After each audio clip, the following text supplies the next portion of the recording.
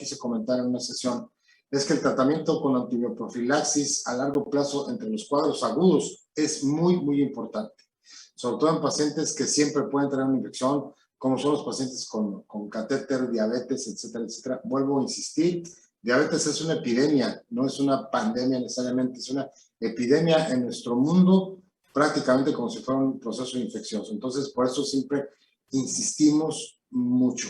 Y en algunas veces el tratamiento se complica tanto que tenemos que hacer nefrectomía. Vamos a verlo. En la piel crónica de manera rutinaria, ¿no? También hay el mismo sintomatología, pero crónico, y en ocasiones se agudiza, por supuesto, y empieza con fiebre, escalofríos y otras condiciones que ya lo postran más al paciente. ¿De acuerdo? Aquí sí, el ultrasonido, desde el propio ultrasonido hasta después una tomografía, vean un riñón normal, vean un riñón que ha tenido cicatrices, un riñón más chico, con escotaduras, con cicatrices y mucho más pequeño. Puede incluso traer litiasis o alguna otra cosa. La crónica ya nos da cambio. Lo digo porque sin ningún criterio todo el mundo se hace un ultrasonido cuando realmente no es necesario. ¿De acuerdo? En la piel enfisematosa se forma gas en el tejido renal, puede ser en el perirenal, y habitualmente son diabéticos. Difícilmente vamos a ver una piel enfisematosa en un paciente que no tenga estas condiciones. Generalmente son pacientes que están internados, a veces están por otra causa y empezamos a encontrar esta patología. El diagnóstico es por imagen, porque hasta en la misma placa simple se puede ver gas en donde está la topografía de la silueta renal. Podemos verlo y con oblicuos, hasta en una placa simple, les digo, las pueden ver con oblicuas, o vemos que no es gas intestinal, que está en el parénquima renal o en la topografía renal. Y aquí con frecuencia es necesario hacer nefrectomía. Actualmente se trata de siempre ha sido preservador toda la cirugía urológica de riñones o de unidades renales o de nefronas, así se llama, en cualquier patología, pero en ocasiones pues, tenemos que llegar a nefrectomía. Algunas veces lo seguimos de manera, ¿cómo se llama? Lo seguimos con tomografía, ver cómo va el paciente y a lo mejor me indican nefrectomía pronto, sino en unos días después porque no mejora y el riñón eventualmente puede llevar a infección de la otra parte, de la otra unidad renal. Entonces, casi todas estas son quirúrgicas. La piel janto asociado en más del 70% a estas condiciones y a veces a todas. A litiasis, a diabetes y alteraciones de los lípidos. Esta se caracteriza por un riñón grandote y se conoce como el gran mimo de la urología, porque de repente estamos viendo, aquí el asunto, el objetivo es encontrar el diagnóstico antes de que operemos al paciente. Yo a veces he hecho apuestas, nunca me he equivocado, siempre llegué y dije, esta es una piel janto, no eran tumores. Los pacientes a veces también vienen tóxicos. ¿Qué sucede aquí? Aquí hay una reacción de acumulación de lípidos, ¿de acuerdo? Y forman lo que se conoce como jantomas, depósitos amarillentos. Y el riñón va reaccionando con un proceso inflamatorio crónico y va siendo un riñón grande. Estos no son riñones chicos. En la exploración física de estos pacientes podemos encontrar datos clínicos al explorar la región lumbar y el flanco. Por eso siempre hay que revisar los pacientes. El manejo prácticamente aquí todos son de cirugía porque el riñón además ya viene con pérdida de función renal. La última vez le hice una apuesta a un residente del ISSSTE, ahora es cirujano, es un buen compañero, es oncólogo, y le dije, esto es un hojanto. No, ¿esto qué es esto y lo otro? Le dije, no, es una piel hojanto, y fue una piel hojanto. La paciente después nos hizo una especie de sepsis ligerita, y hasta elevó urea y creatinina, y cayó en cierto grado pequeñito de insuficiencia renal. Después de que la operamos, se desarrolló una sepsis, y la teníamos cubierta con antibióticos previos. Los pacientes siempre tienen que ser cubiertos con antibióticos previos. Los procesos biógenos pueden ser de diversos tipos, desde una infección o una pielonefritis maltratada hasta viaje linfohematógeno de otro foco en un área generalmente respiratoria, ¿de acuerdo? O también puede ser una pielonefrosis. Todas estas son colecciones purulentas que puede estar en el riñón, en el espacio perrenal, o puede ser el riñón una bolsa llena de pus, que inicialmente fue una hidronefrosis. Normalmente, pues la pielonefrosis es y al palparlos o revisarlos no lo podemos ver. Por supuesto que se tiene que diagnosticar con tomografía y prácticamente todos van a cirugía, desde un drenaje de un absceso. Si es un absceso renal, hay que drenarlo, ver la evolución con tomografía. Si no mejora, eventualmente haremos nefrectomía, pero el gran porcentaje de estos, si son abscesos o pus ya bien definido, o una pielonefrosis, hay que irla a quitar. Y a veces parecen pielonefrosis y es en el fondo una tuberculosis que provocó estrechez. Mirales ya debe haber revisado, y su compañero o compañera, el compañero ya debe haber revisado TB. A veces una TB llega ya en forma de pielonefrosis. Por eso es muy importante la semana que entra lo que vamos a revisar. ¿De acuerdo? Entonces casi todos son de cirugía. Obvio, antibioterapia. No me voy a detener. Bueno, es un flujograma de pacientes, pero las indicaciones ya se las puse. No me voy a detener en cada uno de ellos. Los procesos de infecciones complicadas como estos que estamos viendo se tratan diferente a las simples. ¿De acuerdo? Aquí el armamentario, de hecho la primera indicación son cefalosporinas en la gran mayoría de los pacientes. Luego, en algunos casos, quinolonas no son los de rutina y sin embargo los internistas, todo el mundo ahí en los hospitales de rutina usa quinolonas.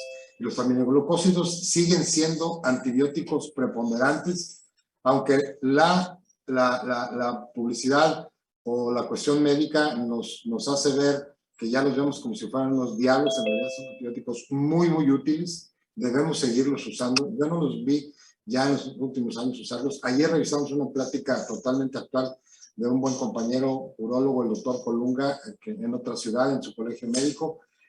Tuve la oportunidad de saludarlos. Yo estaba casi en camiseta por el calor, casi me agarran en short, pero bueno, mis amigos andaban hasta de traje, pero bueno. Entonces, ¿por qué? Porque Roberto, de manera relevante, mi compañero, volvió a hablar de los aminoglucósidos como armamentario importante. Por eso me detengo un poquito. Quizá no sea en primera indicación ya, pero sí segunda o tercera en muchos de ellos. Y los antisépticos urinarios son para pieles, se pueden manejar las pieles no complicadas, una persona joven. Habitualmente el sulfametoxazol o cotrimazol también son utilizados, ¿de acuerdo? Y si es diabético, yo usaría de primera intención y se va a manejar ambulatoriamente una quinolona oral. De manera personal, yo creo que todos los pacientes con pieles, sean jóvenes, complicados o viejos, deben de ser ingresados a un hospital. Yo trato de manejar todas las pieles hospitalariamente. ¿Por qué? Porque se toman las pastillitas, sienten bien y regresan complicados. Ojo, para mí todas las pielonefritis deben de ser agudas, sobre todo deben de ser ingresadas. Evitar siempre multitratamientos. En las crónicas sí hay que hacer asociaciones, es posible usarlas. Yo no me meto con antibióticos, no vienen preguntas de antibióticos, cuando menos en este tema en el examen, eso ustedes tienen que revisarlo. Sería una información gigantesca. Ayer, la mera verdad, fue demasiado cargada la plática. Entonces, vamos a seguir con infecciones inespecíficas y vamos, como todo en uro, siempre vamos del norte a sur. Bajamos a vejiga, no voy a repetir muchas cosas que son comunes a estas infecciones, pero sí aquí en vejiga recordar que hay frecuentemente patología no infecciosa que da origen a un diagnóstico diferencial. Por eso sigo diciendo, un examen de orina que todo el mundo lo podemos hacer en unos minutos, nos da la pauta. ¿Por qué? Por eso llegan con otros pacientes que no responden a ningún antibiótico y llegan multitratadas porque no tienen una cistitis en el sentido estricto de la palabra. Los cursa con síndrome urinario bajo, disuria, polaquiuria, frecuencia, urgencia, etcétera, son los síntomas que predominan. Pocas veces fiebre, y aquí curiosamente la hematuria puede ser un síntoma frecuente. Hay padecimientos muy agudos, cistitis muy agudas, que nos pueden dar esta hematuria macro, y el paciente ve que tiene por ahí un poquito pintada la orina, difícilmente va a ser una hematuria muy severa, generalmente una tinción hemática. Y en pacientes jóvenes no va a pasar nada, pero hay que manejarlos bien. Aquí en los cuadros iniciales agudos se recomienda tratamientos cortos de 1 a 3 días y la mayoría de 5 a 7. En las demás infecciones recomendamos el estándar de 7 días en adelante, casi siempre 10 a 14 días. Estoy hablando en general para no repetir términos ni definiciones. La clásica cistitis agudas, obviamente otra vez mujeres en etapa reproductiva, pocas veces vamos a ver en hombres, sí hay, pero no es lo común. Y estos son los síntomas, los coliformes también, ya sabemos, porque muchos de estos pacientes tenemos que manejarlos empíricamente. ¿Por qué? Porque nos llegan con síntomas, porque tenemos que tratarlos inmediatamente. Entonces es muy importante que nosotros hagamos eso. Las trataciones del examen de orina fuera de algunos cilindros que pueden traer las pielonefritis pueden ser las mismas, la depositoria de manera relevante y algunos otros hallazgos. En la simple y no crónica ni siquiera se indican estudios de gabinete, pero bueno, casi todo el mundo se hace cuando menos un ultrasonido no es muy importante realmente, y su tratamiento es habitualmente a corto plazo con los habituales. Todos son conceptos generales, porque si no caeríamos repetir esta, repetir la otra y repetir. Son conceptos de infecciones urinarias inespecíficas, y siempre buen manejo, primero para que no evolucione la cronicidad, y segundo para que no llegue en un momento dado a tener pielonefritis. El 70% de los pacientes con pielonefritis, con daño renal o sin él, tienen el antecedente de haber tenido previamente cistitis. Y habitualmente mal manejado por el propio paciente y con frecuencia por los médicos. Nosotros tenemos siempre que ser responsables de nuestra parte. ¿De acuerdo? Diagnósticos diferenciales frecuentes que tenemos que hacer, incluso estudios de hemodinamia, etcétera. Síndromes uretrales femeninos, que son con frecuencia psicosomáticos. Ahora los englobamos como una vejiga hiperactiva o disfunción miccional.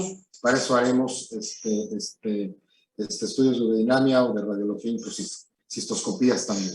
La estrechez uretral, esta sí hay una estrechez con cierta frecuencia en las mujeres, no es tanto anatómica, sino un espasmo del esfínter, y hay que verlo, porque eso sí, una verdadera estrechez. Yo conozco pacientes que por meterle la mano, incluso ginecólogos o urólogos, terminan con una estrechez que no tenían. Y esto me gusta destacarlo porque es muy común que veamos la estrechez uretral femenina más severa, la vi en la hermana de un ginecólogo, que confesó al urólogo que hicieran cortes a la uretra y terminan con estrechez que no tenía. Ojo, con frecuencia la verdadera estrechez en las mujeres no existe, en cambio en el hombre es diferente. En el hombre sí tiene infecciones urinarias como tal. Entonces hay que encontrar también la causa de la infección. La cistitis intersticial es un fenómeno inmunológico en la pared que va provocando, no encontramos casi hallazgos en el examen de orina, pero... Y entonces a la larga va dando vejigas pequeñitas. Aquí el síntoma primordial cuando ya está bien instalado después de muchos años, que incluso se puede parecer a la TV, cuando veamos TV la semana que entra, van a explicarse lo que les estoy diciendo con mayor detalle. La cistitis intersticial, los acúmulos antígeno anticuerpos se depositan en pared y la pared vesical va dejando de ser elástica y va siendo un poquito rígida porque ha sustituido todos sus complejos inflamatorios inmunes por tejido colágeno que ya no deja las fibras musculares, va sustituyéndolo. Y aquí el síntoma primordial con la cistitis ya está muy establecida. No es fácil encontrar el diagnóstico, es por histopatología. La importancia, como yo vi alguna vez en un libro y un maestro decía, hay que pensar en el diagnóstico. Si no pensamos en el diagnóstico porque no sabemos o no estudiamos lo suficiente, nunca vamos a encontrar estas patologías. ¿De acuerdo? Aquí el síntoma cardinal es que la vejiga se va llenando y va doliendo. En las vejigas normales, aún con infección, no duele la vejiga, duele al orinar. Y aquí la paciente orina y alivia su dolor suprapúbico. Entonces, clínicamente, por eso es muy importante interrogar a los pacientes. Y esto, pues lo vamos a ver más adelante, se van a explicar. Voy a dejar de compartir pantalla y voy a bajar a otro tipo de infecciones urinarias que todavía también se consideran infecciones, infecciones inespecíficas y que son las prostatitis y epididimitis, ¿de acuerdo? Entonces vamos a ver, déjenme moverlos tantito, vamos a ver esto. Yo aquí siempre recuerdo que las patologías prostáticas son muy sencillas, son 3, ¿de acuerdo? A mí me da la impresión de que tengo que bajar esta cortina. Disculpen.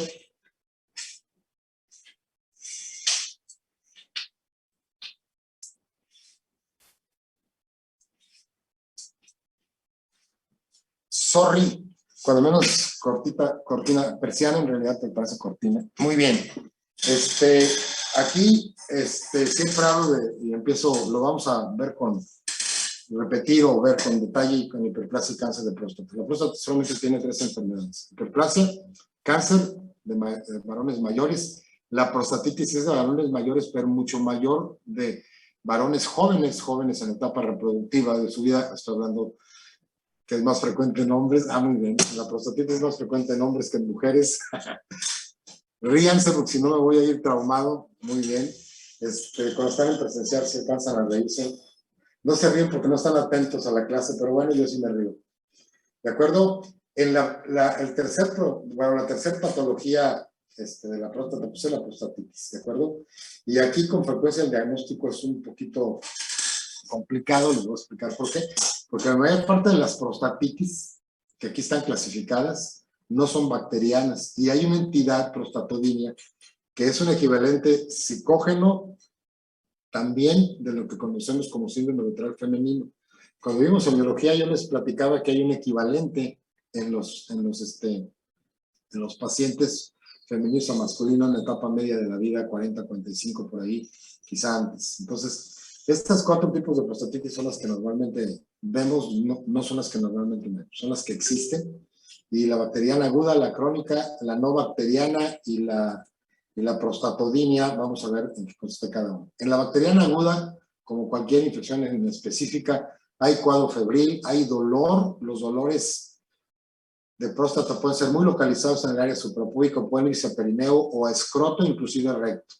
Y aquí va a haber síntomas urinarios importantes, síndrome urinario irritativo y síndrome urinario, puede ser incluso en algunos pacientes, ciertos datos obstructivos cuando hay una inflamación muy severa. Aquí revisamos al paciente y al tacto rectal hay datos clínicos, ¿de acuerdo? Duele la próstata, está aumentada de tamaño porque está inflamada y obvio hay dolor. Entonces es muy importante que nosotros siempre tratemos de diferenciar a los pacientes. La E. coli aquí viene como agente patógeno, pero empieza a cambiar ya aquí el espectro bacteriano de las enfermedades que estamos viendo. Empieza a aparecer aparte de coliformes, como E. coli, luego Pseudomonas, la Neisseria y en muchas condiciones también la Mycobacterium tuberculosis, que justamente las infecciones en el varón bajas de este tipo nos pueden sospechar cuando vemos tuberculosis. Y algunos otros que son menos frecuentes, pero coliforme, coli se llega llevando la de esta. El manejo siempre tiene que ser antibióticos que tengan buena presentación. No es el que ustedes conozcan o vean, o el repre les dejó ¿cómo se llama? Una muestra. No, tiene que ser de las quinolonas, las floradas, ¿de acuerdo?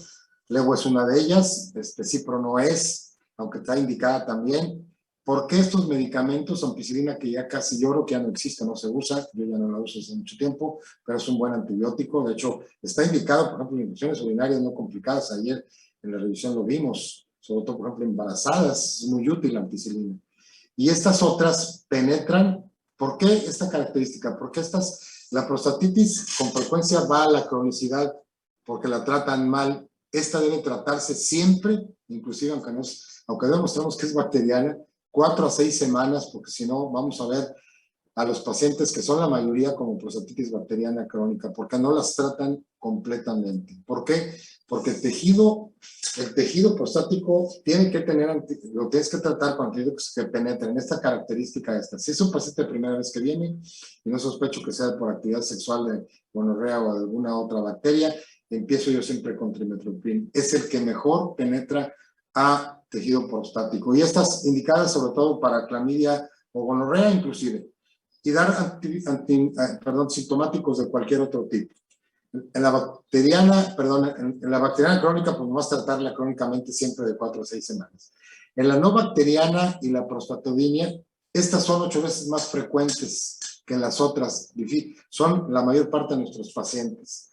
Hay dolor e inflamación prostática. De hecho, si el paciente no refiere dolor en las áreas suprapúbica, perineal o escrotal, difícilmente ustedes pueden apoyar el diagnóstico de prostatitis. A lo mejor de una infección urinaria quizá, pero bueno. Aquí, ¿qué es lo más frecuente en los pacientes? Hay dolor, inflamación prostática, pero no hay ausencia de gérmenes. Cuando nosotros cultivamos, a veces vemos un frotis que ahí no está estandarizado el número de leucocitos en el frotis de semen, pero el de orina sí.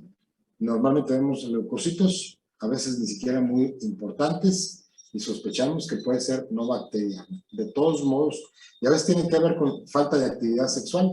Hay varones que empiezan a tener molestias prostáticas, sobre todo los varones jóvenes, los intermedios en la edad madura más o menos, entre los jóvenes, ¿de acuerdo? A los mayores ya de 50. Entonces, muy importante que siempre tengan en cuenta esto por la sospecha. Y aquí, los gérmenes de transmisión sexual son relevantes. La prostatitis no bacteriana es muy común y también porque tenemos poca evidencia, porque estos no se pueden cultivar. La clamidia, y de todos estos, nomás la clamidia podemos detectar anticuerpos en sangre y cuando ya tiene cierto tiempo, de acuerdo de evolución.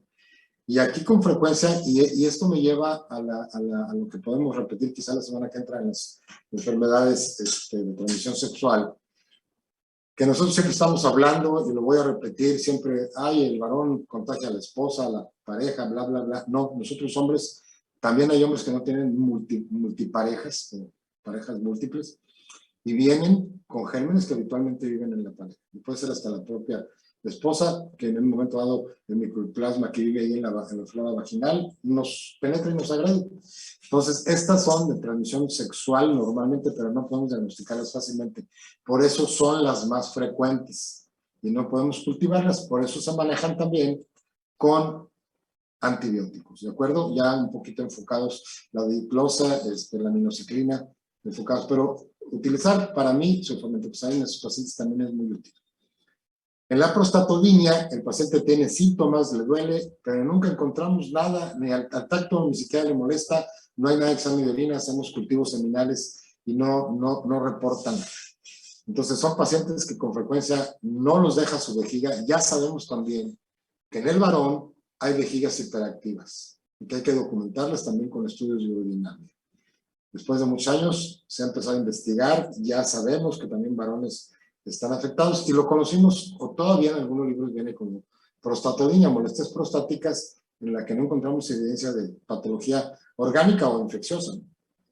Y aquí hay síntomas incluso muy importantes y se presentan con frecuencia dolor eyaculatorio o poseyaculatorio. El paciente está teniendo sexo, porque recordar que la próstata es la que produce la mayor parte del fluido seminal.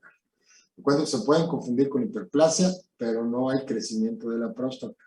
De hecho, en una de las pláticas de urgencias urológicas vamos a ver lo que se conoce como escroto agudo, donde viene epididimitis y todo esto. ¿De acuerdo? Entonces hay que tratarlos de todos modos con antibióticos. Aquí los macrólidos, no me gustan mucho los macrólidos, pues son dosis cortas. Yo uso de primera intención si sospecho que puede haber, que es un paciente que tiene más de una pareja sexual y que puede haber por ahí una clamidia. Empiezo con tetras, que son, la viejita se llama tetra, es la abuela de estas. La doxiciclina y minoxiclina son las más actuales, ¿de acuerdo? Y aparte usar sintomáticos, los macrólidos, que son eritromicina y sus hijas y nietas, como la acitromicina, la claritromicina, no me dan confianza de manera personal porque son tratamientos cortos de 2 días y no confío mucho en ellos. Yo siempre, cuando menos, un tratamiento de estos. Aquí hay que dar antiinflamatorios, autobloqueadores, ayudarle a que vacíe mejor el paciente. Todo esto es, por supuesto, válido. Evitar bebidas con cafeína, evitar el alcohol en la noche, porque la nicturia es uno de los síntomas que más los aqueja a estos pacientes. ¿De acuerdo? Continúo con infecciones. Vamos a ver la epidemiología, la epididimitis, que se parece a epidemiología muy bien.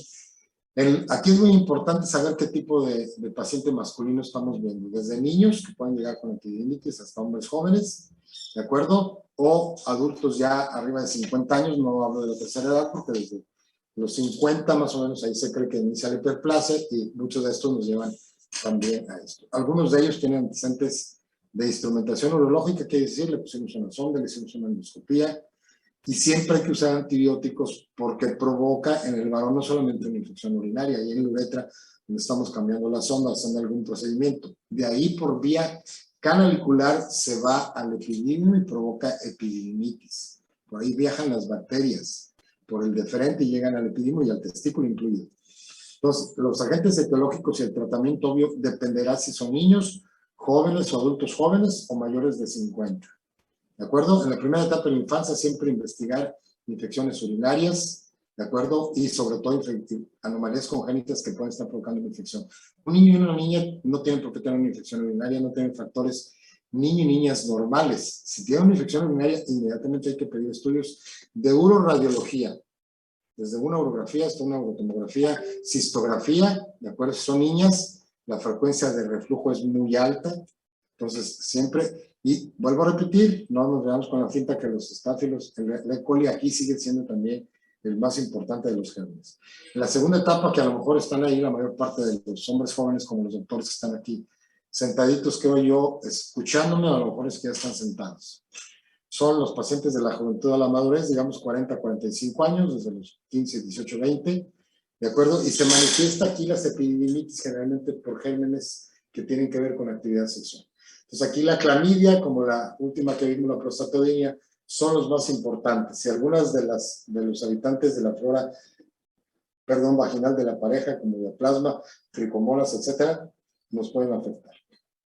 Y hay que tratarlos en consecuencia. Y también recordar que las enfermedades de transmisión sexual nos pueden dar todo esto, desde un gonococo nos puede dar prostatitis, primero empieza con uretritis, nos da prostatitis y de ahí viaja por el conducto deferente y nos da una epididimitis. O a veces la pareja tiene una enfermedad pélvica inflamatoria que durante muchos años se creyó que era un desorden hormonal de las mujeres, sobre todo jóvenes, bla, bla, bla, y resulta que no, que tiene que ver con gérmenes de estas características. ¿Sí? Alguna vez me tocó ver a una estudiante de medicina que regresó de un viaje de estudios de un congreso de Mazatlán de Vallarta y a la siguiente semana estaba siendo operada de un absceso tubovárico, un estudiante de medicina que tuve yo hace muchísimos años. Ojo, ojo, ¿de acuerdo? Entonces también pueden venir, estoy hablando de epididimitis, de patologías infecciosas del varón, pero generalmente se adquirieron por alguna razón. Y en los mayores de 50 años, como pueden ser sus papás, sus abuelos, bla, bla, bla, aquí tenemos que pensar que la epididimitis está causada por infecciones propias de una infección urinaria, E. coli, Klebsiella, etc. Y el prostatismo, los síntomas urinarios de tipo obstructivo o inflamatorio también puede haber, son el factor etiológico y simple y sencillamente se nos va por un reflujo uretrodeferencial canalicular. Por ahí se van bacterias que vienen de uretritis, de prostatitis, al epidídimo. Pero además, sí, hay otra patología. Yo siempre les digo a los muchachos jóvenes, porque la vemos en los jóvenes, hay una epididimitis de tipo químico. Si nosotros vamos a cargar algo o hacemos un esfuerzo, traemos la vejiga llena, hay que ir al baño. Estoy hablando de los hombres, porque a veces cargar, yo lo digo, a veces empujan un carro, traen la vejiga llena, a veces le quieren quedar bien a la novia, o a las compañeras le cargan unos librotes hasta el tercer piso donde viven, y esos esfuerzos les dan un reflujo de como empujamos, tenemos la vejiga media llena, se abre un poquito el cuello vesical y se va, la menor presión se va por el deferente y provoca epididimitis. Desde el punto de vista clínico, no hay diferenciación, vamos a tener un cuadro clínico caracterizado por un aumento inflamatorio agudo del escroto en todas las condiciones en las que se presente. ¿De acuerdo? A lo mejor hicimos un esfuerzo y se trata, tomamos como una epididimitis química con infección, o tenemos antecedentes de uretritis o infección sexual o algo por el estilo. Entonces va a llegar, como yo digo siempre, se agacha y se va de lado, va el paciente, como el escroto en el hombre es también un órgano de equilibrio, muy bien, no nada más la cóclea, el escroto, nosotros los varones lo tenemos que tener así balanceado, como los carros que tenemos que balancearlos. Pues cuando hay uno inflamado, lo que tú quieras, yo siempre digo que el hombre se va así de lado, muy bien. Cuando traen epididimitis, pónganlos a caminar sobre una línea recta y se van a ir de lado. Esta es una vacilada que le hice a un compañero mío hace muchísimos años, porque tuvo un problema de testículo y lo fui a visitar. Tuvo un cáncer y hace 2 años murió de un infarto. Oh my God. De acuerdo. Entonces yo le decía, camina derechito a ver cómo caminas. Y sabía que le habían quitado el testículo por un cáncer. Es broma mía, pero bueno, el paciente camina con dificultad cuando trae un cuadro agudo de escroto. Le duele, está caliente y hay que tocarlo con mucha gentileza. Además, es un cuadro inflamatorio agudo y sobre todo infeccioso, va a tener fiebre y va a tener esto. Se agacha y se va de lado, querido amigo, como dice la canción de José Alfredo Jiménez. Digo, si no la han oído, porque ahora escuchan este tipo de canciones, es de José Alfredo Jiménez, una canción que dice que se agacha y se va de lado, querido amigo, de mariachi. Bien, el cuadro clínico va a variar dependiendo del paciente, puede haber infección urinaria, a lo mejor en el paciente que tuvo un reflujo diferencial, la orina está limpia, ¿de acuerdo? Y puede haber piuria o leucocitos aumentados sin bacterias, siempre hay que sospechar que hay clamidia o algunos de estos gérmenes que hemos visto. En ultrasonografía puede haber un poco de hidrocelia, acumulación de líquido ahí, inflamatorio pequeño, no es un hidrocelio como los característicos, y puede haber áreas con acumulaciones de pus o algo así. No hay que ir a operar de primera intención, porque he visto pacientes que les han quitado los testículos cuando se pueden preservar. Y hacer estudios de rayos X, si pensamos que hay alguna anomalía en los niños, hay que hacerlos. ¿De acuerdo? En las enfermedades de transmisión sexual, si sabemos que tuvo una gonorrea o una clamidia por ahí de antecedente y luego viene con epididimitis, ni siquiera está indicado hacer estudios convencionales de radiología o de imagen. Tratamiento siempre, 2 objetivos: quitarle el dolor porque molesta, poner un poco de frío en los primeros 48 horas. Cuando se hace epididimitis hay que tratarla porque puede incluso necesitar cirugía porque duele el escroto, usar suspensorio los primeros días, es un calzón apretado, hay suspensorios deportivos que se pueden comprar, y tratarlo para gram negativo si es niño o arriba de 50 años. Y si son jóvenes, de 18, 20 a los 40 por ahí, tratamos Hablando de la sexual epidemitis. con quinolonas, tetras o macrólidos. Me pongo el está. En base al paciente que estamos viendo, nos vamos a ver. Diagnóstico diferencial muy Aquí está. importante. Es una torsión testicular. El quieto micrófono. Estén chirrimoleando, apaguen el micrófono, porfa. ¿De acuerdo? El dolor, inflamación escrotal, a veces hay llamagrama testicular en algunos estudios para preservar el testículo, no tenemos localmente. ¿De acuerdo? El pronóstico es bueno si se trata correctamente. Generalmente hay que darles cuando menos 2 semanas de tratamiento porque le pedimos una estructura del cuerpo que es una estructura colgante, igual que los pies, están en declive. Entonces, el proceso inflamatorio es muy importante y la recuperación de la inflamación es más lenta, ¿de acuerdo? Entonces, es importante que estén pendientes de esto. Y darle, por supuesto, hay veces que se quedan como una epidemia crónica y a veces hay que irlo a quitar el epidemio, porque molesta tanto que, acuérdense que el testículo epidemio tiene movilidad. Y en algunos pacientes que tienen epidemitis es muy probable que sus tubos o túbulos seminíferos queden por ahí dañados, con cicatriz y puede haber infertilidad como secuela. Entonces hay que tratarlos bien. Termino los temas de infecciones urinarias inespecíficas. Tengo que de repente, les iba a hacer incluso una evaluación ahorita, pero ya no me da tiempo. Les voy a hacer la evaluación, ¿sí? Se los defino con la jefa más tarde. Será ahora o el martes, o mañana o el martes. No necesito ya usar el viernes mañana, de una vez aprovecho para explicarles, pero primero les pregunto si hay alguna duda o alguna pregunta sobre el tema. Doctor. Sí, dime. En el caso de la epidemitis, ¿qué tanto se podría complicar con infertilidad? O sea, desarrollar infertilidad del paciente. Generalmente a mayor cuadro agudo o más aparatoso, ¿sí? Normalmente te da más inflamación y recuérdate que en el aspecto histopatológico de la inflamación es el proceso agudo o subagudo de cualquier proceso inflamatorio, puede ser traumático o infeccioso. Pero el proceso final de la inflamación es la reparación, que son las cicatrices. Entonces ahí, ya quedando tejido fibroso en lugar de tejido sano, puede obstruir conductos. No necesariamente la regla, pero un paciente con epidemitis tiene más o menos el 30-40% de hacer un problema de infertilidad. Ahora, si tienes el otro testículo sano, es muy probable que no tengas ningún problema, ¿no? Porque con frecuencia es una patología unilateral, curiosamente, a pesar de ser infecciosa, generalmente siempre hay un lado el que se inflama y el otro prácticamente no. Entonces, si nomás es un solo lado de infertilidad puede no suceder, para eso hay que hacer estudios andrológicos, específicamente en un conteo espermático, ¿no? Hacerse una muestra de semen y llevarla al laboratorio.